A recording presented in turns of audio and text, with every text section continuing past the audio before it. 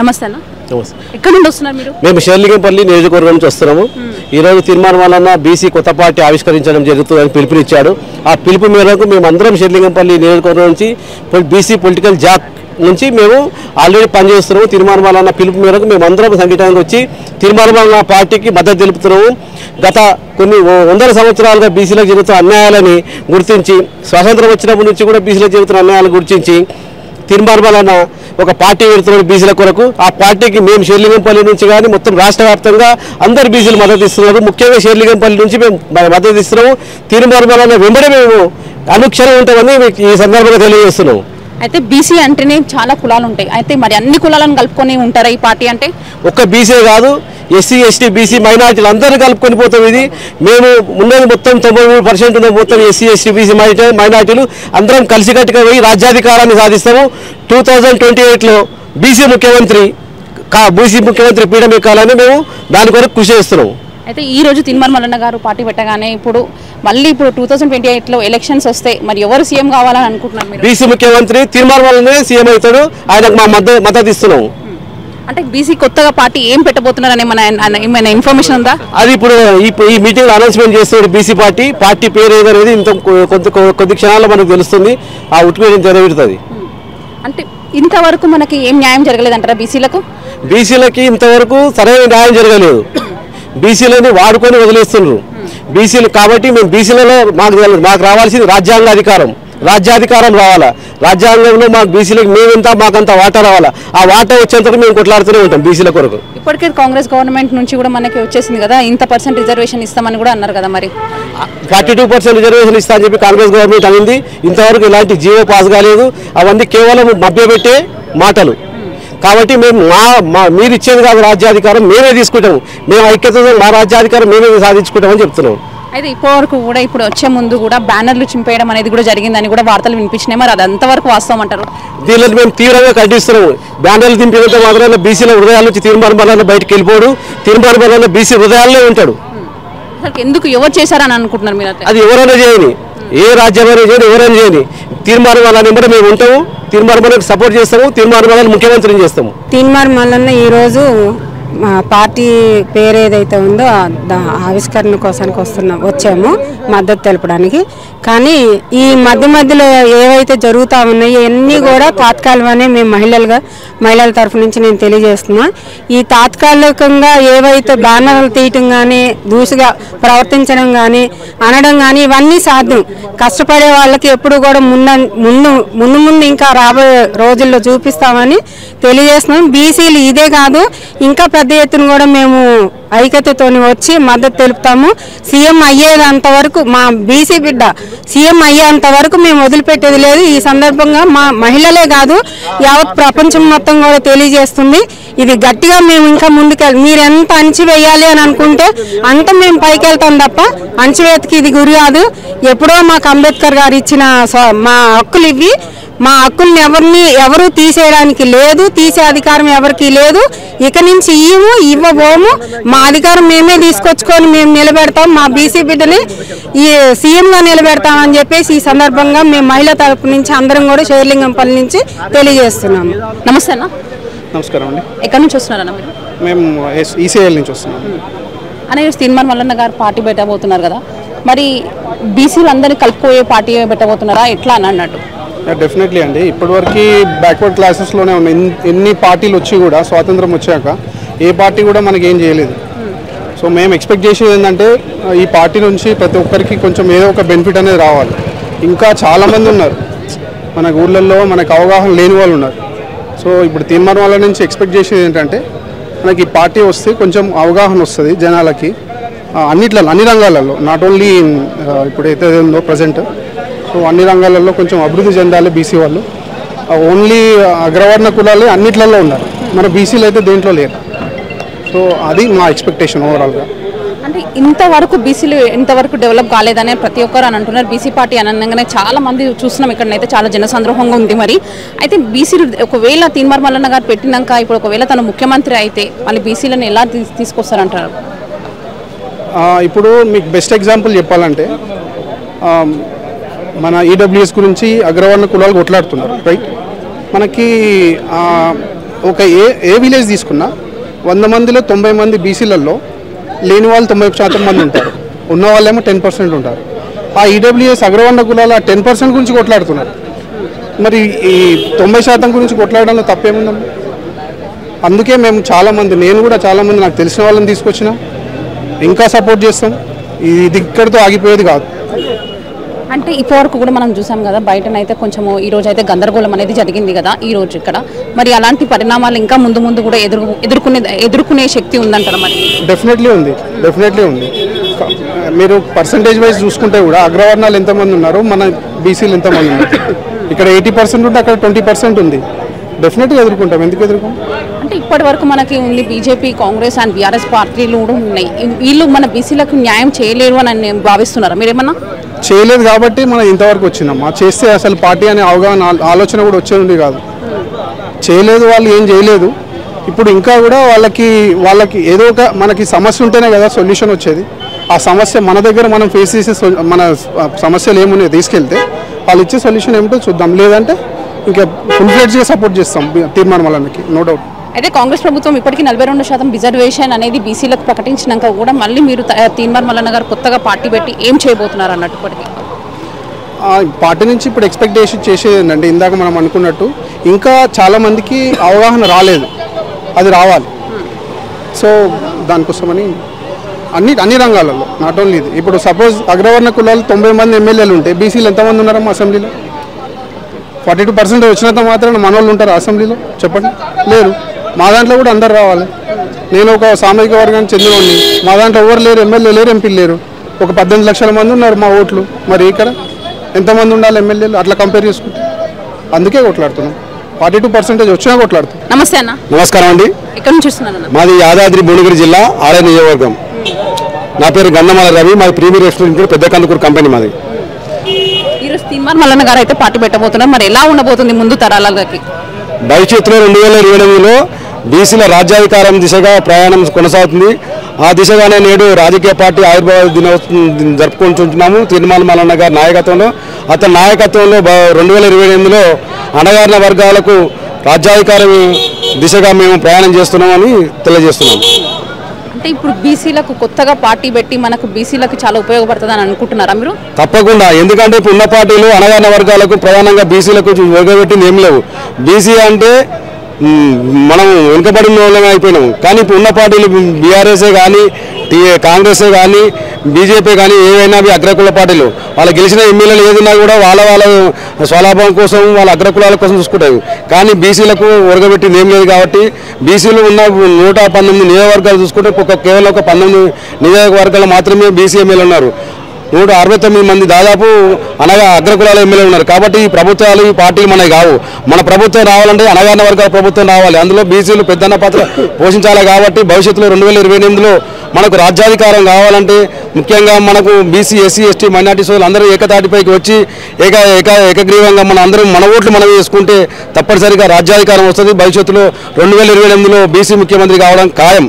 చీమల జగదీష్ యాదవ్ కొండా లక్ష్మణ్ బాపూజీ దత్తపుత్రుణ్ణి, తెలంగాణ ఉద్యమకారులలో మొట్టమొదటి ఉద్యమకారుణ్ణి, కేసీఆర్కు జెండా ఇచ్చిన వీరుణ్ణి నేను. ఎవరికి? కేసీఆర్కు. కేసీఆర్ని ఎన్నుకొని కొండా లక్ష్మణ్ బాపూజీ ఇంట్లో కేసీఆర్ని అయితే దీన్ని ఏదో ఉద్ధరిస్తారని అందరు కలిసి ఎన్నుకున్న వాటిల్లో నేను ఒక వ్యక్తిని.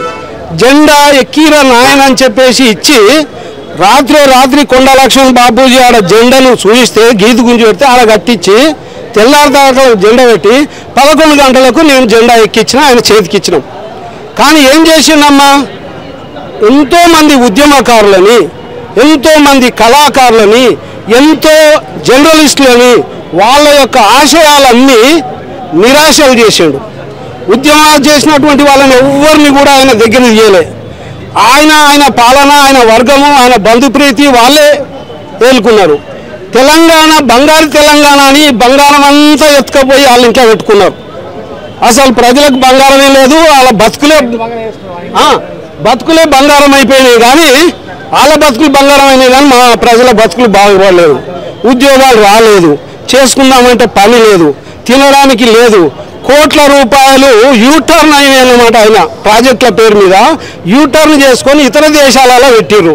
ఇప్పుడు వాళ్ళు డబ్బులు పంచుకోవడం దాంట్లో బిడ్డ, అల్లుడు, కొడుకు వీళ్ళంతా కొట్లాడుకొని అలా పంచలు అయిపోతున్నది. ఇక ఉండదు, కేసీఆర్ ప్రభుత్వం కూడా ఉండదు. అరే నా దొంగనా కొడుకులారా, అరే ఓ టీఆర్ఎస్ ఎవరైతే మద్దతు ఇస్తున్నటువంటి నా బీసీ బిడ్డలారా, ఇకనైనా మేలుకోండి. ఇక అతని వల్ల, కేటీఆర్ వల్ల, ఇంకెవరి వల్లనూ మనకు న్యాయం జరగదు. ఈ రేవంత్ రెడ్డి వల్ల కూడా మనకు న్యాయం జరగదు. ఆ బీజేపీ వాళ్ళ దగ్గర అసలు దొంగలు వాళ్ళు కూడా అయ్యారు. ఈ కేసీఆర్, కేటీఆర్, బీజేపీ, కిషన్ రెడ్డి, తర్వాత రేవంత్ రెడ్డి తోటి ఈ బీసీలకు న్యాయం జరగదు.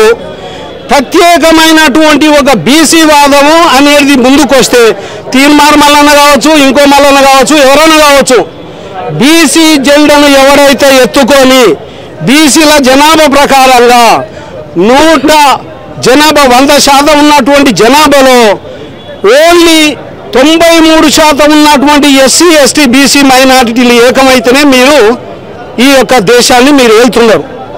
మాకు జరిగింది ఏం లేదు. మీకు రిజర్వేషన్ కేటాయించాలి, మేము అధికారం మాకు రావాలి.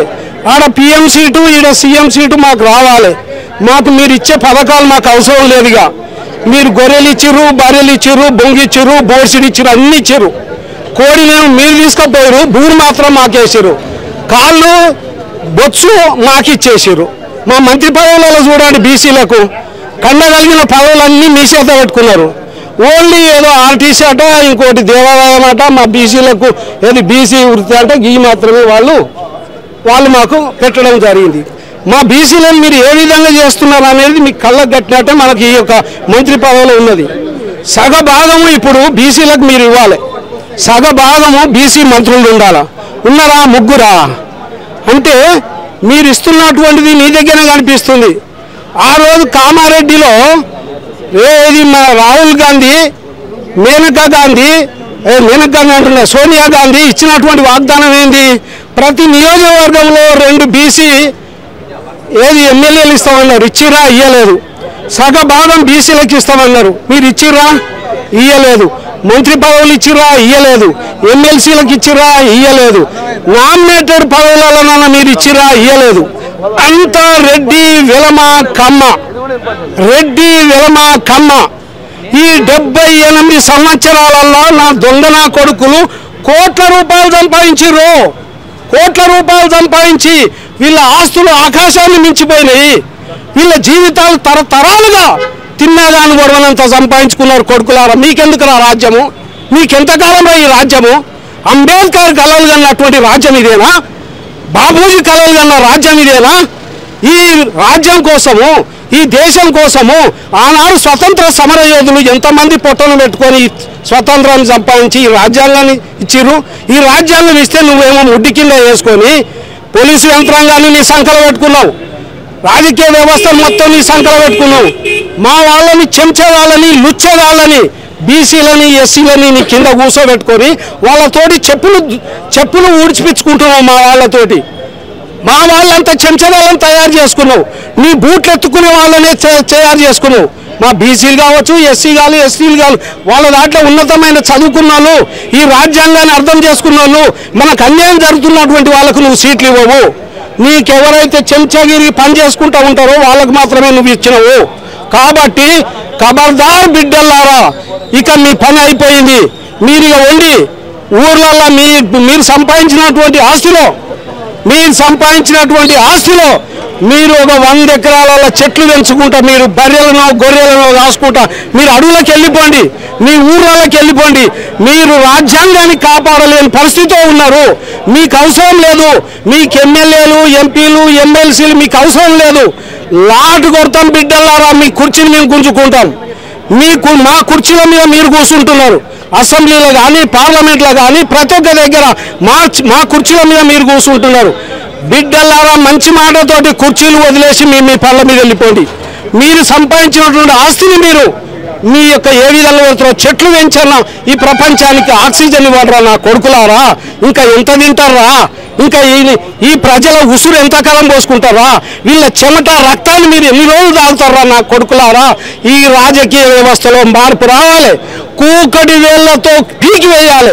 అప్పుడే కానీ నా యువత, నా ఉద్యోగాలు, నా ప్రెస్ మీడియా అందరూ కూడా పనిచేస్తారు. ప్రెస్ వాళ్ళు అంట కాలు మీద కాలు వేసుకుంటే నీ అయ్య మూల్యం పోయింది.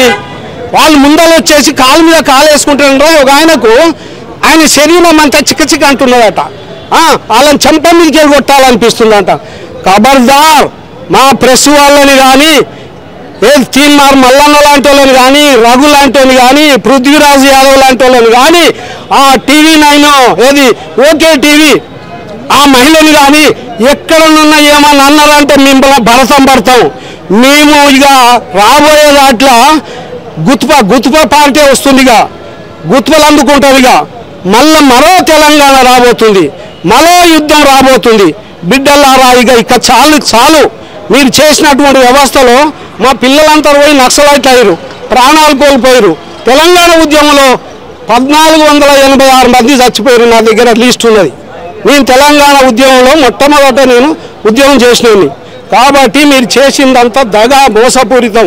కాబట్టి మీరు చాలు, మీరు వెళ్ళిపోండి.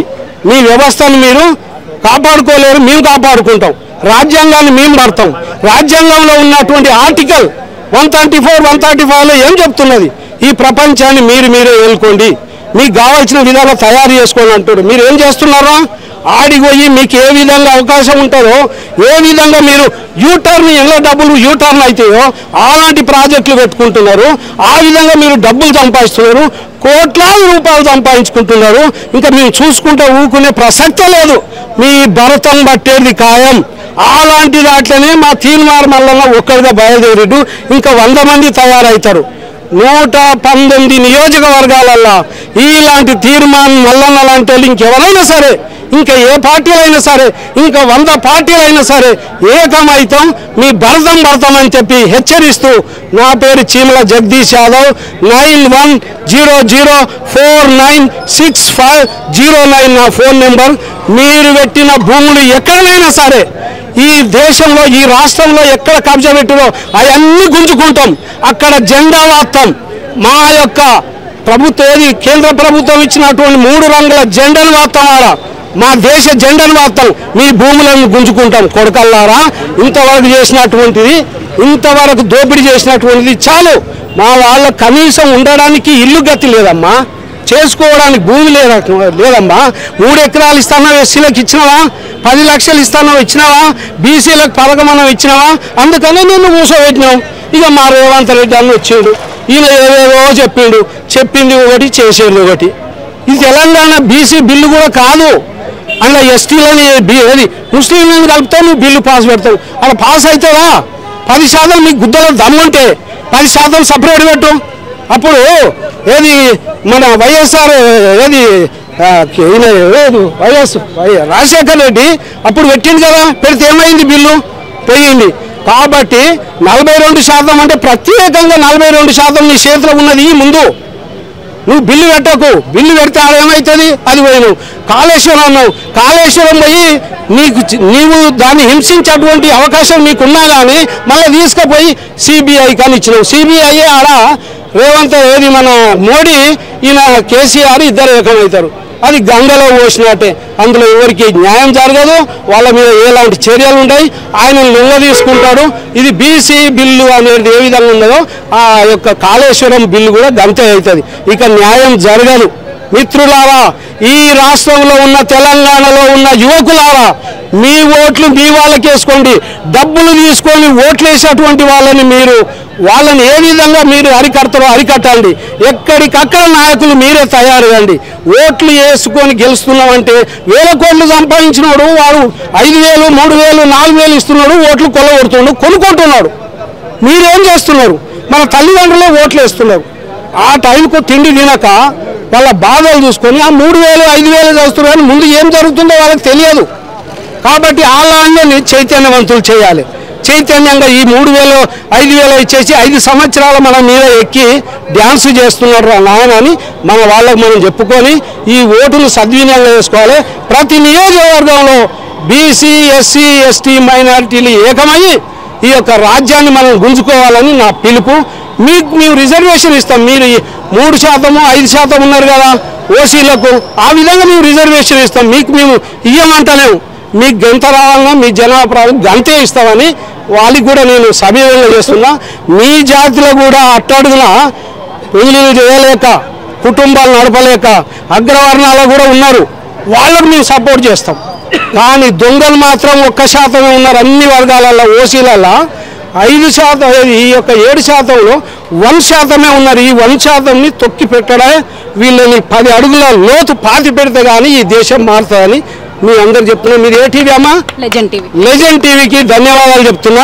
ఉన్న వాస్తవం ఉన్నట్టు మీరు బయట పెట్టండి.